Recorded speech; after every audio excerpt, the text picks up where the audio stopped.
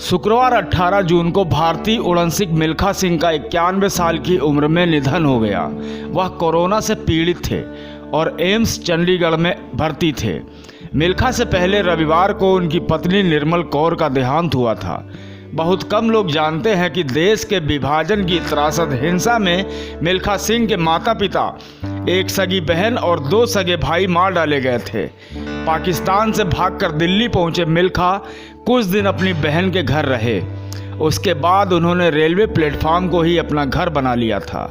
बिना टिकट यात्रा करते पकड़े जाने पर उन्हें जेल भी हुई थी। उसी बहन ने अपने हाथों के कड़े बेचकर भाई को तिहाड़ से बरी कराया था। जीवन से निराश मिल्खा डकैत बन जाना चाहते थे, लेकिन अपने भाई मलखान के कहने पर उन्होंने फौज में भर्ती के लिए आवेदन किया। चौथी बार में उनका सिलेक्शन हुआ। एक जवान के तौर पर उन्हें 5 मील की अनिवार्य दौड़नी थी। शुरू के 10 आने वालों को दौड़ने की ट्रेनिंग दी जाने वाली थी। आधा मील दौड़ाने के बाद मिल्खा के पेट में दर्द उठने लगा और वे बैठ गए, लेकिन उनके भीतर से कोई कह रहा था, उठो, तुम्हें शुरू के 10 में जगह बनानी है। जिसके बाद मिल्खा 6ठे नंबर पर रहे। बाद में उनके अफसर ने उनसे ट्रेनिंग के दौरान कहा कि उन्हें 400 मीटर की रेस के लिए तैयार किया जाएगा। मिल्खा ने पूछा 400 मीटर माने कितना? मैदान का 1 चक्कर। उन्हें बताया गया 1 चक्कर बस, यह तो कुछ भी नहीं है। मिल्खा ने सोचा। 5 साल बाद 1996 में मिल्खा सिंह मेलबर्न ओलंपिक में भारत का प्रतिनिधित्व कर रहे थे। 400 मीटर रेस में कुल 8 हिट हुई। मिल्खा का नंबर 5वीं में आया।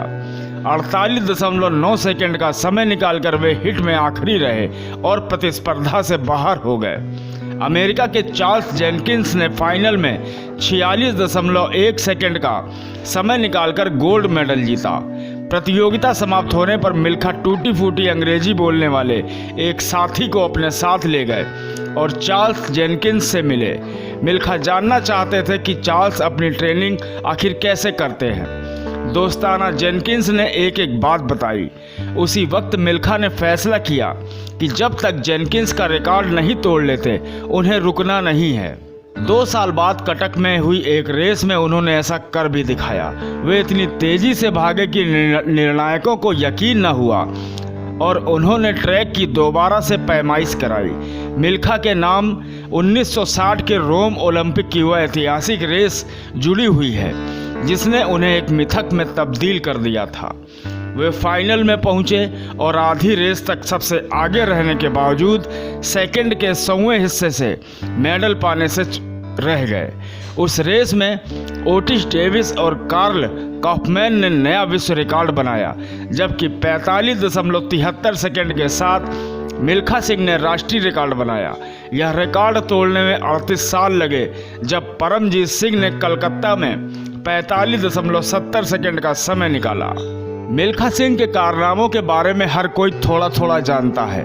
हमने बचपन से उन्हें हमेशा एक सादगी भरे सैनिक की तरह देखा है, जिसकी आंखों के भीतर हर वक्त एक आग रोशन रहती थी। अपनी सफलता का श्रेय उन्होंने हमेशा 3 चीज़ों को दिया: अनुशासन, मेहनत और इच्छा शक्ति। ये 3 चीज़ें बस में आ जाएं तो आदमी दुनिया में सब कुछ हासिल कर सकता है। इस साधारण सी बात को जानता तो हर कोई है, अलबत्ता ज़िंदगी में उसे बरतने की तमीज़ बस किसी किसी में होती है। इसलिए हमारे पास सिर्फ एक मिल्खा सिंह था लिखते हुए भीतर कुछ कांप रहा है। अभी कल उनके ना रहने का समाचार आया। देश के सबसे बड़े चैंपियन एथलीट को श्रद्धांजलि। स्टोरी साभार अशोक पांडे। न गोदी मीडिया न विरोधी मीडिया, न इसकी मीडिया न उसकी मीडिया। हम हैं जनता की मीडिया, जनज्वार।